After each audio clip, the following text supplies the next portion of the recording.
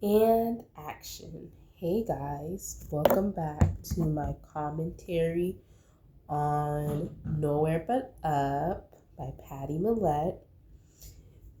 I already did my commentary on chapter 1, so if you haven't checked that out yet, go check it out. Give it a comment, give it a like, share your thoughts. And if you already read chapter 1, tell me what you thought about it. So, this is chapter 2, Nowhere But Up. I'm going to jump right into it. Just to let you know that this chapter 2 was kind of hard for me. Chapter 1 was easier. I'm not an expert on certain things, so it's just me sharing my thoughts, my opinions. So, just what I think. So, let's see. We're going to jump right into it.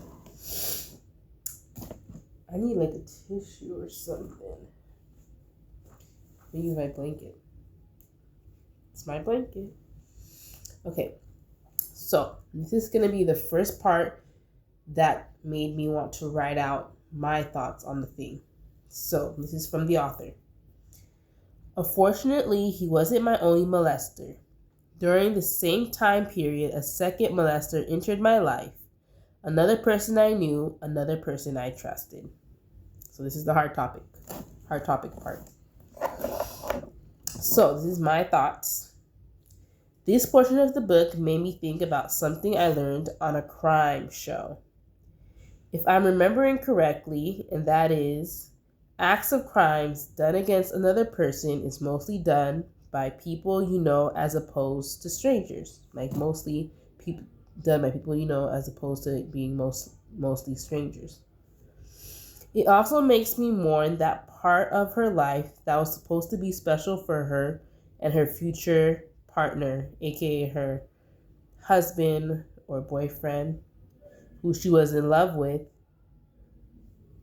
So who she was in love with, I put that, I felt like it destroyed that in the hands of the disgusting molesters. So you can see page 23 of Nowhere But Up to fully grasp what I'm saying. Okay. I feel being molested or sexually harassed can affect your future relationships. The reason I say that because when it is time to enter a serious relationship part of your life, you may not know the difference between like flirting to get into a relationship, to being interested in someone romantically, or the difference between someone being inappropriate or creepy. You might get those two things mixed up and you might not really know the difference. That's my thought process of it. What do you guys think? Okay, next part. Okay. It says, my life was littered with provisions from so many different kinds of abusers, young and old, male and female, familiar faces, and those I barely knew. So, in this part, it makes me think, that was the first part, that's what she said. She said it. She said, my life was littered with provisions from so many different kinds of abusers, young and old, male and female, familiar faces, and those I barely knew. So there's a part I forgot to write in, but this makes me think that you should also be careful with someone who may be female, like when it comes to your kids, or if someone's telling you about being harassed, like know that it's possible for a female to be an abuser or the person partaking in the crime or action. Females are capable of it too. So, this is my words. In this part, it makes me think of educating your children the best you can when it comes to boundaries with their bodies. Also teaching them how to defend themselves in safe, smart, and wise ways. I feel like it is also important to cater to the teaching of the child based on their comfort level and how they are as little humans. So really getting to know your child and understanding like how to say things, the way to say things. You got to vibe with your child to get them, and they'll understand. Okay. Important to cater to the teaching of the child based on their comfort level and how they are as little humans.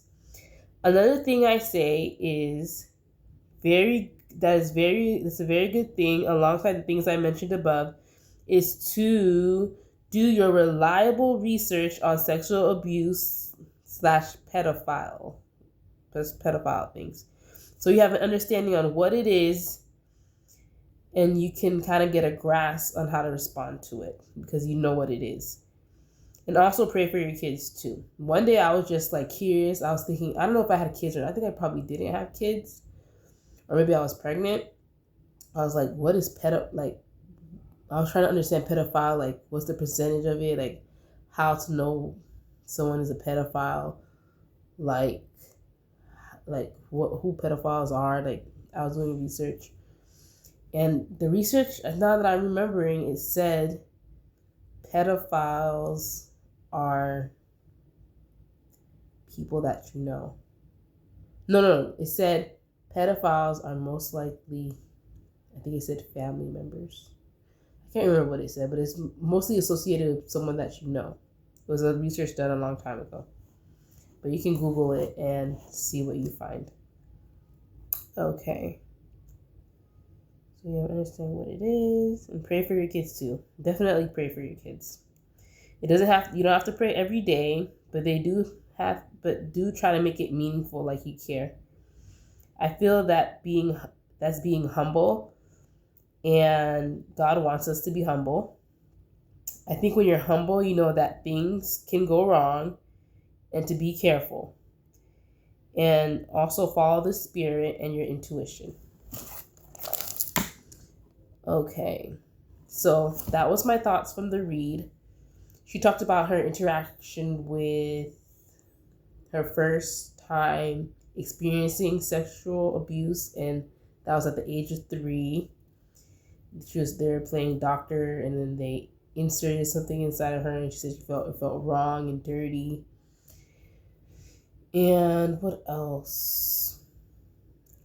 I think playing with her friends, like she got peer pressured into it. If I read it correctly, she said God wouldn't like it, and a girl said God's not watching or something like that. So also be careful who hangs around your kids. Don't be afraid to put your foot down and say, I don't think this person is a good person you should be hanging out with. So yeah, that was chapter 2. And so I always say I'm going to read the first sentence of the chapter and the last sentence of the chapter, so you can kind of get a feel of what it's like. So the first sentence of chapter 2: to look at our family, we were normal. Whatever normal means, it means something different to everyone. Last sentence of chapter 2: though my experiences taught me to shut down and push aside the things I really wanted, I couldn't escape the unrequited desire to be unconditionally loved the way I wanted, for the love I needed from my dad. So I had some thoughts from chapter 2, and so the last sentence of chapter 2, so I want to share it. I wrote it down. Tucker, I'm reading right now. Maybe going to work. Okay, I'm coming, okay? The last part struck me because it shows we are all truly different despite being human. For me, there was a time where my dad was gone for a part of my life. It's when we, my family, like we as in me and my family, I had 2 siblings, moved to Texas. He said he stayed back in Florida to work and to pay for the new home. It was a new 2-story house. And it was a nice house. And we still live in it now. So we just bought it for the family. It was my mom and my 2 siblings. I remember one day I was told that it wasn't sure if he would ever come to move to Texas eventually. So he might not never come. He'll stay in Florida and work. But eventually he lost his job and he needed work. So he applied to jobs in Texas and he got a job. And he's been in Texas ever since. Anyway, so like during the time I thought he wouldn't come, I told myself I didn't care. And I truly didn't. I think I say this because it is not based. I say when I Okay, I think, and I say think because it is not based on facts. I think that as being Haitian, you're raised to have thick skin, not be overly emotional, and not put your emotions on your sleeves. Being raised like that was not always easy, but that was my life. So I really truly think the way you raise has an effect on you. For the author, she really cared that her dad left the family. Now, for me, it was kind of different because there was an aspect that he might come back. So it was kind of different, but it was kind of the same at the same time too. But I guess it's for each kid, for each person, it affects them differently.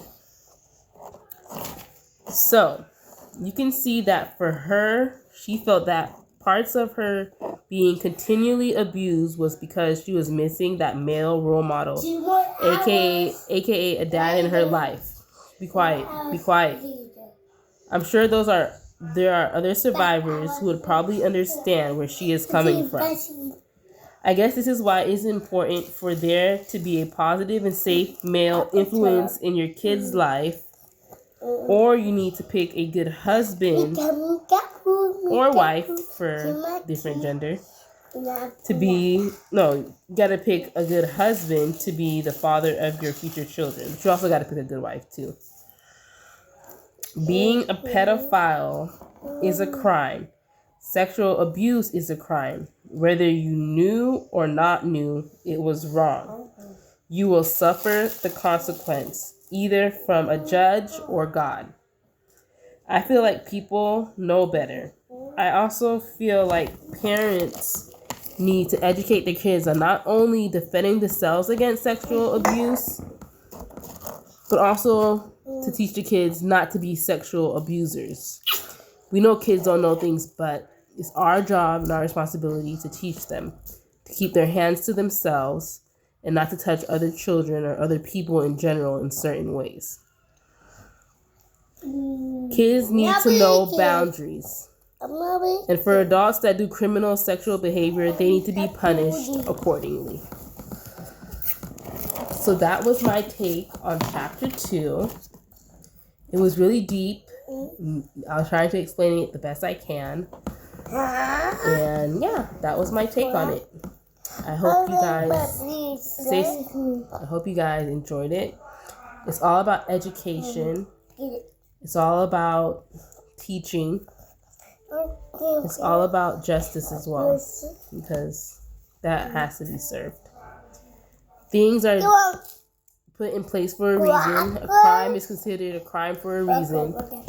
So we got our systems. We have our systems for the people who do things that are wrong. Well, that is the end of my commentary. Don't forget to like, subscribe, and comment. Thank you for watching. Bye-bye.